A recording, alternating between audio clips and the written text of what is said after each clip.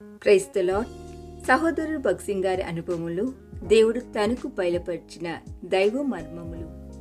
యెహోవా అబ్రహాముకు ప్రత్యక్షమై నీ సంతానమునకు ఈ దేశం ఇచ్చేదనెను. ఆదికాండం 12:7.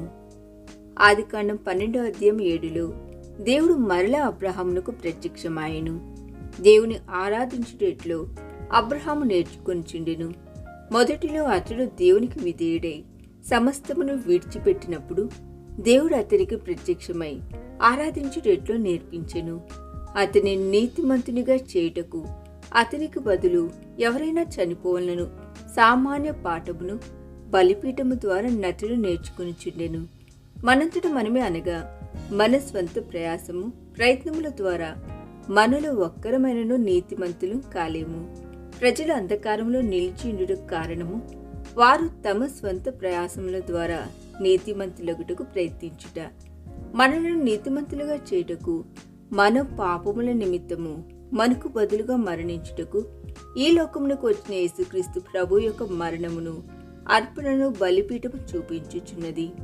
మనము దేవుని ఆరాధించుటకు ఎంత ఎక్కువగా నేర్చుకుందామో అంత ఎక్కువగా మనలను నీతిమంతులుగా చేయుటకు మన నిమిత్తం మరణించుటలో ఎంత గొప్ప క్రయమును ఆయన చెల్లించవలసి వచ్చినో గుర్తించగలము.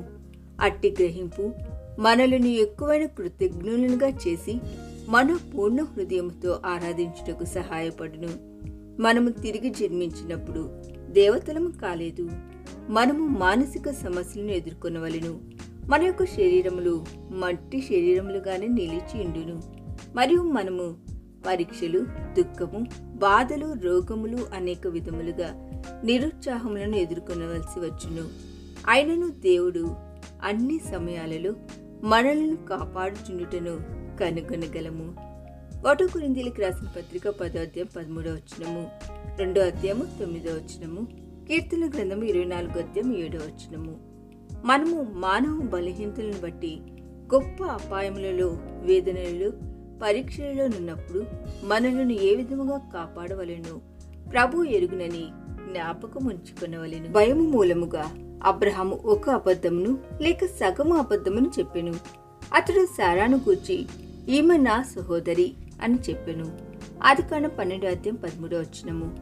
ఒక విధముగా ఆమె అతని సహోదరియే. ఒక నూతన మార్గ ఆరంభంలో నున్నప్పుడు అనేకసార్లు భయములతో నిండియుందుము. కానీ ప్రభు తన కృపా కనికరములతో మనలను ఈ భయముల నుండి కాపాడి రక్షించును. మనము ఆయనకు నమ్మకముగా నుండి ఆయనను విశ్వసించి ఆయనకు లోబడవలెను. అప్పుడు ఆత్మీయ జీవితంలోను విశ్వాసములోను అడుగడుగున ఎదుగుదల గమనించగలము.